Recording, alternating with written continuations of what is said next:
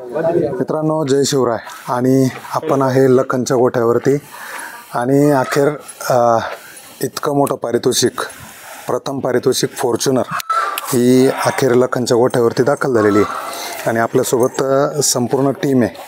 मनोहर भाऊ असतील, अवी असेल, किशोर भाऊ असेल, कैलास भाऊ नियोजन करते आणि संपूर्ण टीम आहे. भाऊ, प्रथमतः अभिनंदन तुमचं. धन्यवाद. गाडी घ्यायला गेले नाही तुम्ही? मोठे बंधू गेले होते. बरं बरं. आणि बाकी सगळी मंडळी होती आमची. कधी आली गाडी? गाडी रात्री आली सकाळी 5 वाजता. बरं, काय प्रोसेस केली भाऊ सुरुवातीला ते सांगा. प्रोसेस काय केली गाडीसाठी? काय नाही, दादानं तिकडून पहिलं तिकडूनच गाडी दिली सांगलीहून. बरं. नंतर सांगलीहून गाडी घेऊन ते मंत्रालयात गेले. बरं. माननीय उपमुख्यमंत्र्याचे हस्ते त्यांना गाडीचं काल संध्याकाळी 6 वाजता वितरण केलं. बरं. या सगळ्या नियोजन प्रक्रियेत तुम्ही होते, पण तुम्ही का नाही गेले? सगळ्यात महत्त्वाचा विषय. मोठे बंधू होते, घरी थोडं काम चालू आहे. आमच्याकडे लग्न आहे 27 तारखेला. बरं. पण ते कामाचं थोडं चालू होतं आमचं, त्याच्यामुळे गेले. आणि त्यांच्यासोबत बाकीची मंडळी होती बरेचसे. आमचे विजू भाऊ आहे, सगळे गेले होते. भाऊ, एक आनंदाचा क्षण तुमच्या कुटुंबात साजरा होतो आहे. आणि आजपर्यंत गेल्या 3 वर्षापासून लखन पळतो आहे, पण 3 वर्षात सगळ्यात मोठं पारितोषिक तुमच्या घरात आहे. 9 तारखेपासून आमची दिवाळी चालू आहे. हां हां. खऱ्या अर्थानं सगळे खुश आहे त्याच्यामध्ये. आम्हाला गाडीचं हे म्हणून नाही, पण बैलांना सगळ्यात मोठं, भारतातलं सगळ्यात मोठं मैदान 1 नंबर केला, हेचा आम्हाला सगळ्याला आनंद आहे. बक्षीस भेटणं पण गरजेचं आहे आणि ते बक्षीस मिळालं आणि लखनच्या गोठ्यावरती दाखल झालं. काय सांगाल त्याच्याविषयी? काय, पहिलं दादांचं जे काही नियोजन केलं होतं 1 नंबर नियोजन होतं. आणि त्याच्यामध्ये त्यांनी सगळं गाडी वगैरे दिली आम्हाला. आता लखनची गोठ्या झाली. कुठलं मॉडेल भेटलंय? मॉडेल कुठलं भेटलं फॉर्च्युनरचं? हे आम्ही ॲटो मॉडेल घेतलं. दादाने ते दिलं होतं, ते थोडंसं चेंज करून आम्ही आता थोडं मॉडेल वेगळं करून दादानेच दिलं ते. बरं. चंद्रा दादाने. बरं. तिथं कसा मान सन्मान झाला, कसा सत्कार सोहळा झाला त्या ठिकाणी? मी तर गेलो नव्हतो, पण मग मंत्रालयामध्ये एक चांगली त्यांना सगळ्यांना चांगलं सत्कार वगैरे सगळं केला सभागृहामध्ये. बरं. याचं सगळं श्रेय कोणाला द्याल भाऊ? हे खरं तर आवी किशोर भाऊ यांनी जे ते मैदानावर जाऊन नियोजन केलं, गाडी चांगली किशोर भाऊ पळवली, ह्या लोकांना जे खरं तर श्रेय द्यायला पाहिजे. नक्कीच. लखनने साध्य करून दिलं भाऊ कुठेतरी तुम्हाला. एक धावपळीचा सध्या दिवस आहे, तुमचं लग्न आहे पाठीमागं, आणि या वेळात वेळ काढून लखनने कुठेतरी तो मान मिळवून दिला तुम्हाला, महत्त्वाचा. हो, मी तुम्हाला सांगितलं ना, आता 9 तारखेपासून आमची दिवाळी चालू आहे. एवढे आम्ही खुश.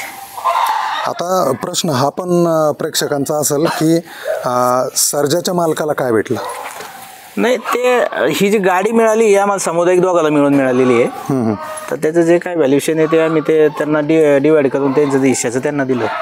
आणि ती जी 2 व्हीलर गाडी पण एक भेटली होती, ती पण त्यांना सर्जेवाल्यांनाच दिली. बरं. त्यात काही पार्टनरशिप न ठेवता तुम्ही ते त्यांना दिली ना गाडी? ती त्यांना देऊन टाकली. बरं. छोटा लखन पण त्या ठिकाणी गटपात झाला होता ना?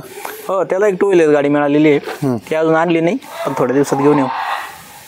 एक ऐतिहासिक क्षण तुमच्या कुटुंबात होता. नियोजन करते कैलास भाऊ पण आहे, आणि सर्जाचं नियोजन कैलास भाऊंनी केलं होतं. हो, आमचं ते सुरुवातीला चालू होतं. खरं तर आम्ही आधी जनरलचं मैदान असल्यामुळे जनरलच्या बैलाचं नियोजन पण केलं होतं आम्ही. त्याच्यानंतर ज्यावेळेस ते काही चेंज झाली आणि आदत आणि दुसरा बैल पळवायचं ठरलं, त्यावेळेस मग आमचे मित्र कैलास भाऊ आहे, या कैलास भाऊंनीच खास तो बैल सुचवला, इथं मागवला, इथं एक फेरा काढून पाहिला, आणि ती गाडी चांगली पळाल्यानंतर मग आम्ही सगळ्यांना मिळून ठरवलं की आता त्या मैदानामध्ये हीच गाडी पळायची. जॉकीचा आणि आवीचा सत्कार केला का तुम्ही? महत्वाचा प्रश्न आहे. जॉकीचा आणि आवीचा सत्कार केला.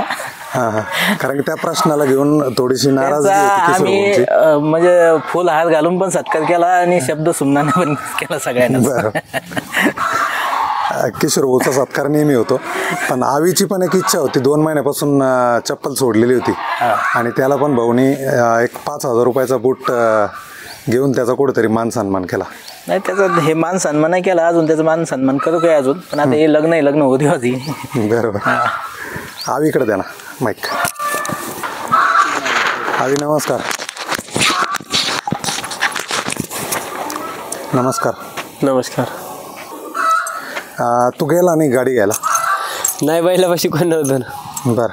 काय वाटतं, कसा आनंद वाटतोय? गाडी ज्यावेळेस बक्षीस पुकारलं गेलं 1 नंबरचा मानकरी ठरला लखन, पण बक्षीस हातात आलं ते महत्वाचं आहे. कसं वाटतंय बक्षीस हातात गोट्यावर? आलंय आणि डायरेक्ट गोट्यावर आली ना आता गाडी. आणि काल 6 वाजता पण फोन केला होता मी भाऊंना, बरोबर. म्हणलं गाडी घेतली का नाही अजून. भाऊ म्हणले आणली गाडी, आता निघाली होती तो. तुम्ही बसले का सगळेजण बसून बघितलं गाडीत? हा मग बसून आलो आता येताना. बरोबर. काय वाटतं एक आनंद आतापर्यंत रोख रक्कम असेल किंवा टू व्हीलर असेल अशा गोष्टी किंवा मोठमोठाले हिंद केसरी मान असतील, महाराष्ट्र केसरी असेल, या मानाचा तो भुकेला राहिलेला नाही, पण इतकं मोठं बक्षीस मिळालं आज आणि तुझा कुठेतरी मोठा रोल आहे त्यात. म्हणजे भरपूर मोठा, एकदम मोठा हत्यारच आणलं तर आणलं, छोटं मोठं नाही, डायरेक्ट मोठं हत्यारच आलंय. त्याच्यातले खूप अभिमान आहे आम्हाला. बरं. चप्पल बूट घातली आणि हा सगळं ओके एकदम. आता काय सोडणार आहे? आता 2 मैदान मोठी मैदान आहे, आता काय नाही, आता सोडणार? आपली इच्छा एवढी होती, त्याने आपली पूर्ण केली, आता काय सोडा वेळायचं नाही. आता त्याच्या समजा आपल्या मनात जेवढा आहे. वडकी पुसेगावचं मैदान येत आहे, त्या मैदानासाठी काय मग? बघू आता पुशेगावला. बरं पुशेगावला तसं सांगायचं नाही, पण आपलं होईन काहीतरी. बरं बरं, नक्कीच. कैलास भाऊ पण आहे आपल्यासोबत, 2 शब्द बोलूया. भाऊ नमस्कार. नमस्कार. काय सांगाल भाऊ, तुम्ही सिद्ध ठरले, म्हणजे सिद्ध करून दाखवलं स्वतःला असं म्हणता येईल? नाही, खरं तर ते आम्ही नाही तर बैलांनी सिद्ध केलं आणि तो वारंवार हे सिद्ध करत असतो. याच्या पहिले पण आपल्या बाईट झाल्या, परंतु खरंच खूप अभिमान आहे की लखांनी श्रीनाथ केसरीचा 1 नंबरचा मान मिळवला. आज प्रत्यक्षात बक्षीस या ठिकाणी गोठ्यावरती आलेलं आहे आणि सगळ्यात जास्त आनंद आहे की लखन त्या गाडीला लखनच्या दाव्याने बांधलेलं आहे. बरोबर. खरं ते सगळं श्रेयतेचं आहे आणि ते आज खूप आनंद होतो. बरं. एकाच बैलाची मेहनत नाही तर सोबतच्या बैलाची पण मेहनत गरजेची असते. हो, बिलकुल. आणि सर्जाला ज्या पद्धतीने तुम्ही सिलेक्ट केलं लखनसाठी, तर सर्जानी पण त्याच्या तोडीस तोड कुठेतरी त्या ठिकाणी पळ दाखवला. त्याच्याविषयी काय नक्की सांगाल? 1 नंबर हा एक बैल पळून होतच नसतो. सर्जा पळाला आणि तो चांगलाच पळतो, त्याच्याबद्दल काही शंका नाही. तो पळत होता म्हणूनच आम्ही आमच्या बैलात झोपला. बरं. कोणी पण पायऱ्या करताना पळणारा सोबतच करता आणि आम्ही पण सगळ्यांनी ते पळाला तेव्हाच पायऱ्या केला. आणि जेवढी अपेक्षा होती त्या अपेक्षेपेक्षा पण सर्जा चांगला पळाला. नक्कीच एक परफेक्ट नियोजन तुम्ही केलेलं होतं, त्याच्यात कुठेतरी पात्र ठरले. कशा शुभेच्छा द्याल? कारण की एक महाराष्ट्रासाठी मोठी पर्वणी म्हणायला लागेल, कारण की या बैलगाडा क्षेत्राला शेतकऱ्याचा जिव्हाळ्याचा खेळ मानला जातो आणि या खेळाला कुठेतरी उंचीवर नेण्याचं काम चंद्रहार दादांनी केलं. हो नक्की. चंद्रहार दादाचे तर खरंच जेवढे बैलगाडा प्रेमी आहे, शर्यत प्रेमी आहे, त्यांच्या वतीनं मनापासून त्यांचे आभार व्यक्त केले पाहिजे. खरं तर एवढ्या मोठ्या शर्यती झाल्याने ह्या बैलगाड्या क्षेत्रातली क्रेज दिवसेंदिवस वाढत चाललेली आहे आणि आता फार मोठ्या प्रमाणात याची क्रेज आहे. ती खरं तर आता ती आम्ही 8-10 दिवसात अनुभवली. याच्यापूर्वी पर्यंत होती, पण मागच्या या 8-10 दिवसात जी क्रेज बैलगाडा क्षेत्रात जर संभाजीनगर जिल्ह्यात थोडीशी कमी प्रमाणात होती सगळ्यांपेक्षा, पण येत्या काळात संभाजीनगर जिल्हा हा जेवढं बैल पळवण्यात संभाजीनगर जिल्हा 1 नंबरला आहे. परंतु शर्यती होण्यात त्याच्यात खरं तर बघितलं तर मोठ्या शर्यतीचं आयोजन आपल्या संभाजीनगर जिल्ह्यात होत नाही, ही दुःखाची गोष्ट आहे. परंतु याच्यानंतर होतील, कारण की याच्यातून मी एकच म्हणाल का याच्यामधून काही आपल्या जिल्ह्याचे म्हणा मराठवाड्याचे नेते काहीतरी बोध घ्यायला पाहिजे त्यांनी. अशी एक बैलगाडा मालक म्हणून माझी त्यांना विनंती असेल की बाबा आपणही बघितलं पाहिजे. खरं तर संभाजीनगरला आमच्याकडे फार नेते मंडळींना याच्यात फार इंटरेस्ट नाही. नक्कीच. आज कुठलंच पद नसताना चंद्रहार दादांनी इतका मोठा खेळ करून दाखवला, जो जागतिक लेवलला त्याची दखल घेण्यात आली त्या खेळाची. आणि छत्रपती संभाजीनगर जिल्हा जर म्हटलं तर हा नेत्या पुढाऱ्यांनी म्हणजे एकदम भरलेला आहे आणि तरी पण कुठेतरी चालना मिळत नाही या खेळाला.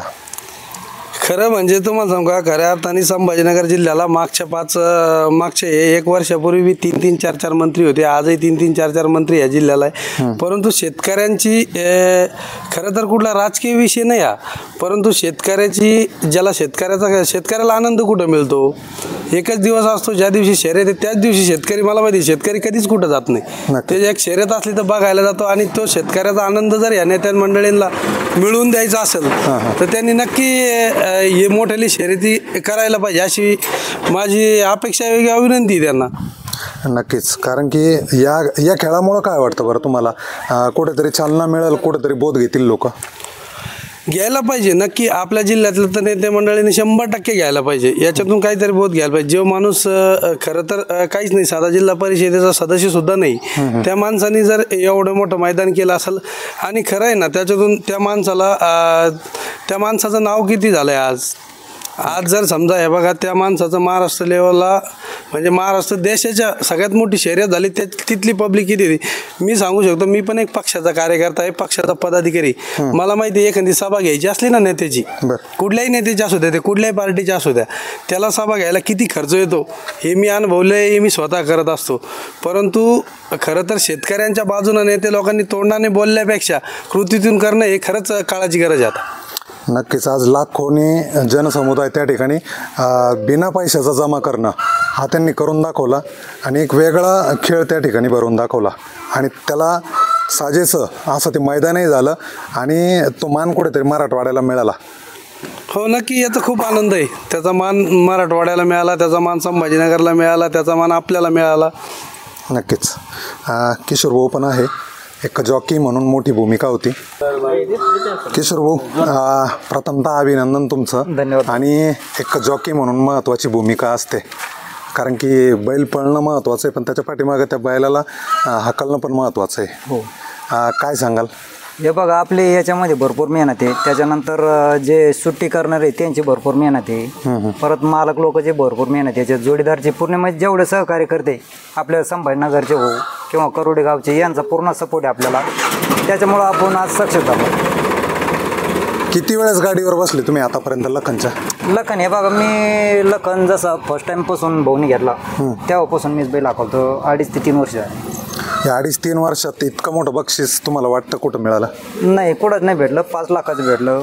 असे भरपूर बक्षीस मानाचे भेटले आपल्याला, म्हणजे आज काही नाही. पण हे जे आनंद आहे आपल्याला, फॉर्च्युनर भेटली नंबर 1 भारतामध्ये, तर याचा भरपूर आनंद आहे आपल्याला. काय सांगाल, आज लखनच्या गोठ्यावरती फॉर्च्युनर दाखल झाली हो. आणि कुठंतरी एक तुमच्यावर म्हणजे हे वाटतं की गर्व वाटतं स्वतःवर की आपल्यामुळं असेल किंवा लखनमुळं असेल ते साध्य झालं कुठंतरी? नाही, हे आपल्यामुळं नाही, हे जे लखन हो, सर्जा हो, यांच्यामुळं साध्य झालं. पूर्ण आपली मेहनत होती थोडीशी, आपण ती केली आणि परत आपल्याला जी भगवंताची साथ आहे ती बी भेटली आपल्याला. तिथं जी मातृभूमी त्याची पण साथ भेटली, त्याच्यानंतर आपण सक्सेस झालो. बरोबर. भाऊ, लखनच्या गाडीवर तुम्ही नेहमी बसता, लखनच्या सगळ्या हालचाली तुम्हाला सगळ्या गोष्टी माहिती आहे, पण मूळ येतं शेजारचा बैल आणि जो सर्जा होता, सर्जाविषयी काय सांगाल? सर्जा हे बघा चांगला बच्चा आहे तो, चांगला पळाला. म्हणजे नंबर घेणं लखनमध्ये एवढं सोपं नाही. तर आमचे मित्र मोठे बंधूच मानतो आपण त्यांना, कैलास भाऊ याने नियोजन केलं आणि पूर्ण 100% आम्ही त्याच्यामध्ये दोघं बी सक्सेस झालो. बरोबर. नक्कीच शुभेच्छा असेल तुमच्या सर्व टीमला. आणि येणाऱ्या महिनाभरात 2 मैदान हिंद केसरी मानाचे मैदान येत आहे, त्या मैदानात देखील काहीतरी चमक लखनने त्या ठिकाणी दाखवावं आणि कुठेतरी मानात तो राहिला पाहिजे या अपेक्षा करू. धन्यवाद सर्वांना. धन्यवाद.